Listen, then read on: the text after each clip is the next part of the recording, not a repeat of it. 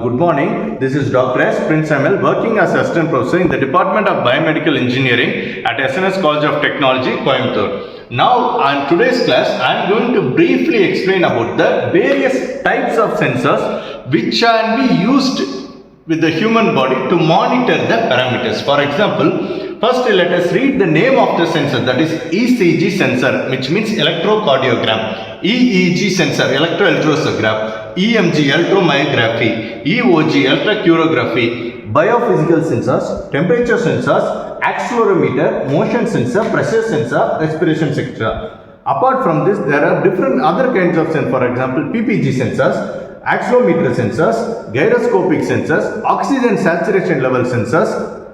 Even the blood variation in the level can be monitored using the sensors. The dialysis unit has different types of sensors. So, what are the characteristics of these kind of sensors? See, first of all, let us understand that the signals from the human body is purely an analog waveform. But in general, the public or the doctor or even the nurses, when the signals are into a digital format, it can be easily understandable by them. That is the main important concept. Okay.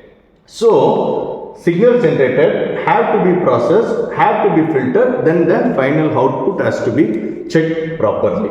So, this stage, data processing, is one of the more, and the filtering stage. These two play a very important vital role, because when we speak about the term filters, there are different types of filters. For example, starting with the low pass filter, second one will be the high pass filters.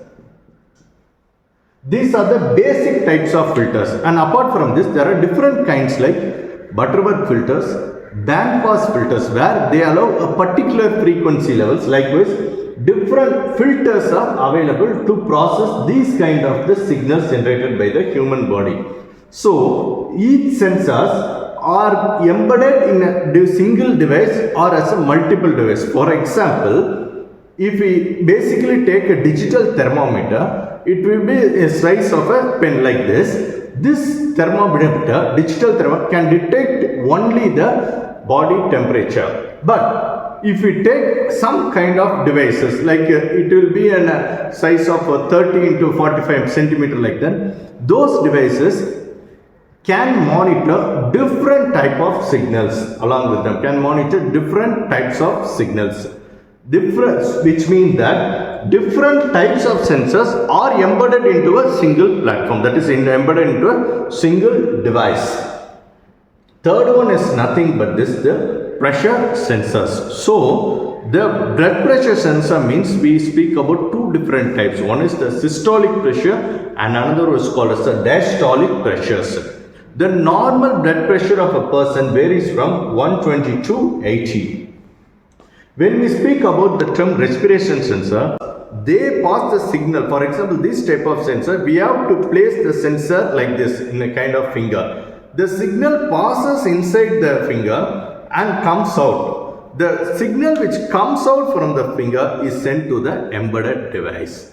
For example, it will be like a pulse oximeter. The same principle with pulse oximeter. Pulse oximeter we can measure also the oxygen saturation level and the SpO2 level. It will be in the size of like a small finger. This signal, the received processing is take place inside this device itself, and the output is generated in a digital format at a pure form. The signal is 100% accurate. Likewise, this wearable technology combined with the VLSI and the MEMS technology, they make the device in a very compact format, because some devices have to be in a nano centimeter.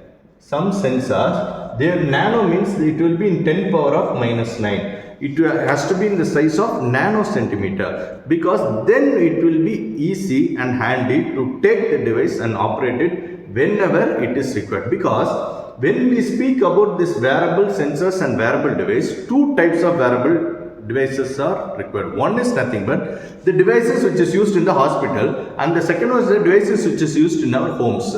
They both are entirely different, because the device has to be designed in such a way that one side a lay person or the public has to operate the same device. If it is used in the hospital, all the other parameters have to be monitored, because additional features has to be developed, because that device will be operated by a doctor or a nurse or a lab technician. But the devices which are designed for a public or the home purpose use is we have simple format. So the characteristic of design plays a vital role, because this sensor characteristic plays a vital role.